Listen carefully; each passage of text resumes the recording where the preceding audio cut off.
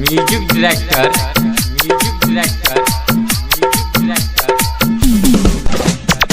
DJ Vikram बवाल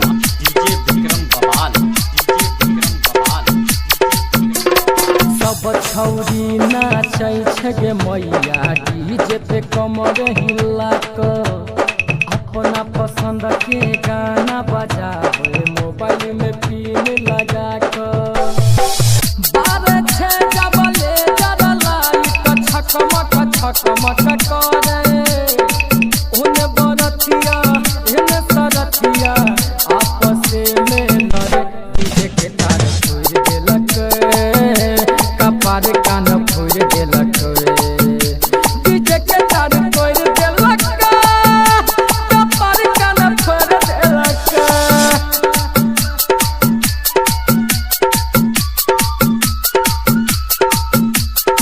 music director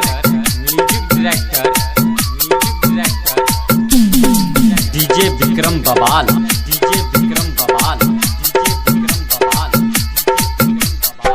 छौरी मौजी के बीच में न चले जाकर छौरा बरतिया आगू पाछू मोटर साइकिल बैठ गेल है सरतिया अपना काम में छौरा रहे छै सब बढ़िया गोरखी छौरी मौजी रहे माल अपाची छपल बात फोड़ देलक दारू के नशा तोड़ देलक डीजे के तार तोड़ देलक दारू के नशा तोड़ देलक डीजे के तार तोड़ देलक सैया के माथा फोड़ देलक।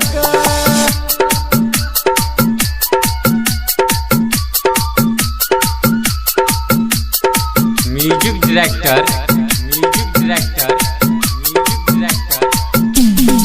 डीजे विक्रम बवाल धक्का मुक्की रगरम रगरी भेल रेला मरेला लड़का संग में रहे लकना पकड़ गेल है अकेला बजले जब भी हरिया के गाना रहर में घघरी तार के छौरी सब उतर छेले कृष्णा मारे मुहा डीजे के तार तोड़ देलक कपार कान फोड़ देलक डीजे के तार तोड़ देलक कपार कान फोड़ देलक सैया के माथा फोड़ देलक